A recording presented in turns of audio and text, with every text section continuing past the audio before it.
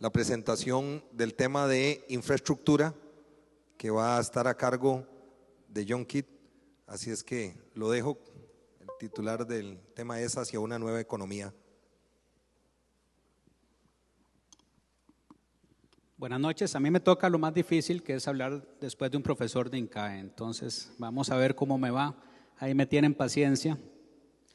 Cuando empezamos a analizar la nueva economía, llegamos a la conclusión de que el conocimiento era fundamental. Entonces este tema calza muy bien con todo lo que hemos hablado hoy por la noche. Hoy por la noche estuvimos hablando de la nueva educación, estuvimos hablando de plataformas, infocomunicación, y la nueva economía se debe basar en ese conocimiento. Entonces, este es un cuadro muy complicado, pero esencialmente lo que logramos extraer es cuáles son los grandes espacios de competitividad que tiene el país. Hoy no vamos a entrar a todos estos, eso está en la página web, pero de ahí estamos agarrando algunos que son cambio climático, escasez energética, transporte y logística, y la conclusión que llegamos es que la infraestructura en el país es la que nos está asfixiando. Es un cuello de botella que no permite que avancemos hacia el futuro.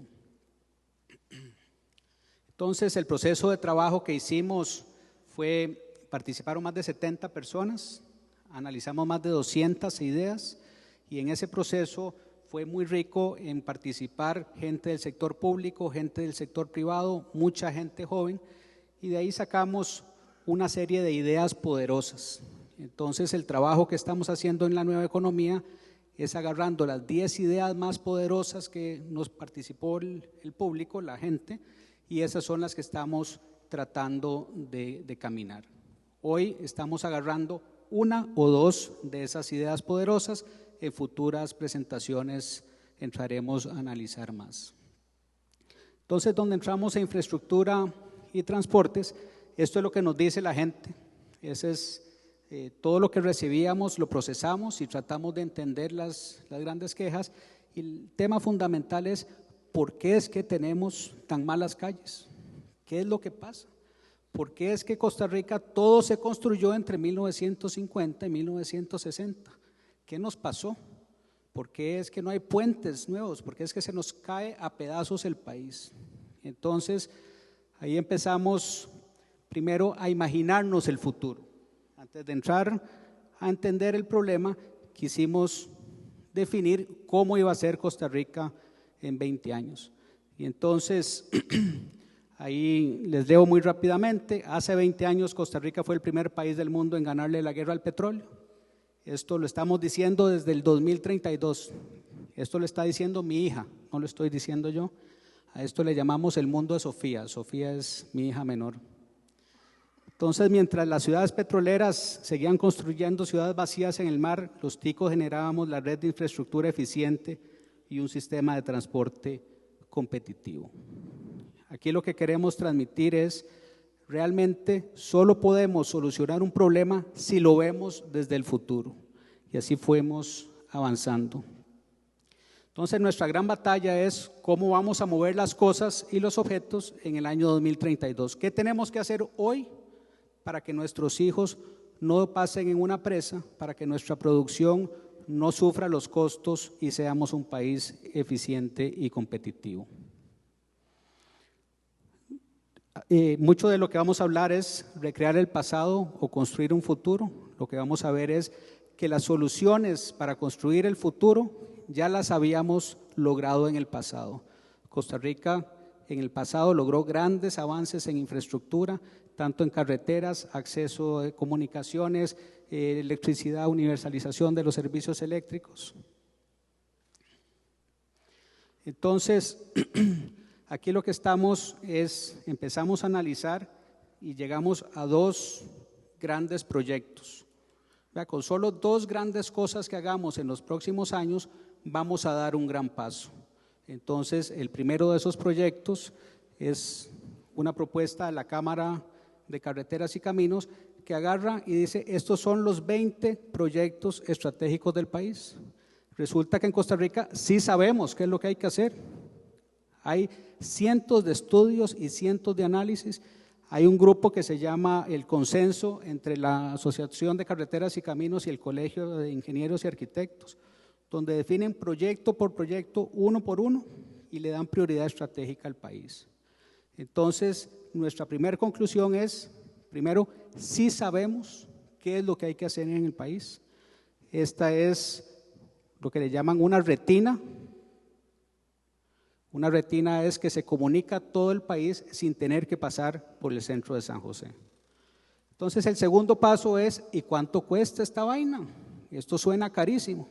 Entonces, nos pusimos a determinar el costo de toda esa infraestructura y resulta que lo logramos hacer con 3.700 millones de dólares. Y 3.700 millones de dólares es un montón de plata.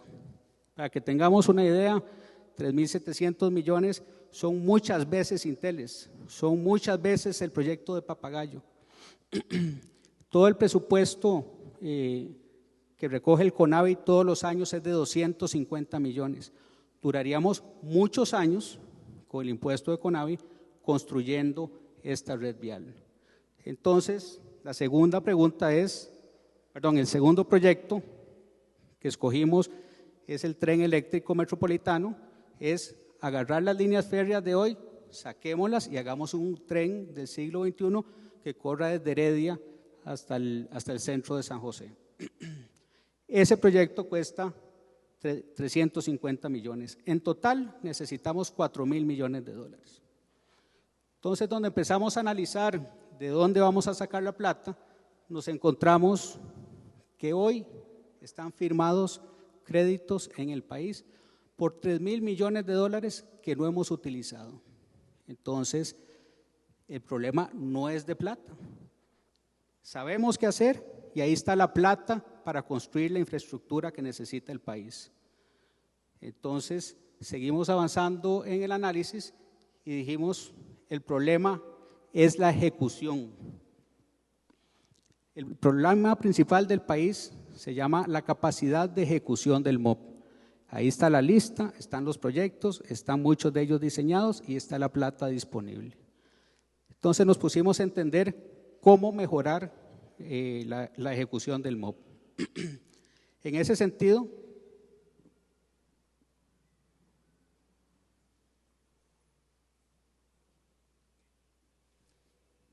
lo primero que tratamos de entender es por qué a nuestra sociedad se le olvidó construir los puentes. ¿Qué nos pasó? Y entonces ahí le pedimos a un señor que se llama Eladio Jara, tiene como 80 años, fue de los ingenieros que construyó las escuelas de este país y nos comentaba, él tiene fue el graduado número 17 de la UCR y en aquella época se sentaban todos los ingenieros en el MOP con el ministro y el ministro decía, vamos a construir escuelas, por favor cada uno vaya a su comunidad y me dicen cuál es la prioritaria. Y entonces se sentaban una vez al mes y decidían cuál escuela se iba a construir basada en el sentido común. Y así se construyó este país, con trabajo y sentido común. Eso es lo que perdimos.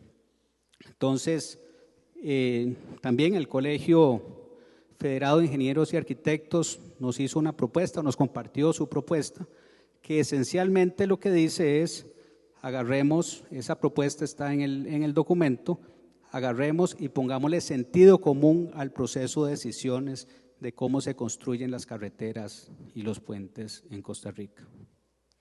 Entonces, en esencia, IFAM coordina todo el proyecto cantonal de calles y el MOP retoma su norte y empieza a decidir sobre los proyectos de construcción. Le agregamos a eso algunas iniciativas. Primero, ese modelo que les decía de los ingenieros y arquitectos que nos solucionan los problemas de gestión. Entramos a analizar el modelo de financiamiento de obras. ¿Verdad? ¿Qué pasa después de que se nos acaban los créditos? Muy bien, llegamos, hicimos 4.000 millones de obra con los créditos actuales, pero el mundo no nos va a seguir prestando plata. Entonces definimos una propuesta que está en el documento que esencialmente lo que dice es proyectos de menos de 50 millones de dólares le tocan al Estado y proyectos de más de 250 millones de dólares que los construya el Estado y una vez construidos que titularice los flujos de esas carreteras. Eso lo que nos permite es que en lugar de que las calles sean propiedad de una empresa, simplemente cada peaje o cada fuente de ingreso es colocado en el mercado entre bancos, entre fondos de pensiones, entre diferentes intermediarios financieros.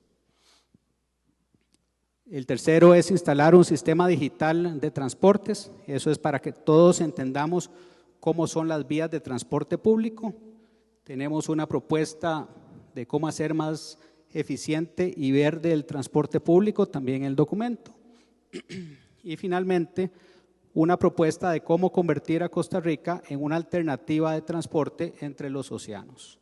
Eso es un corredor logístico conectando el Atlántico con el Pacífico. Entonces, las grandes conclusiones que tenemos después de este trabajo es el cuello de botella que significa la infraestructura para nosotros.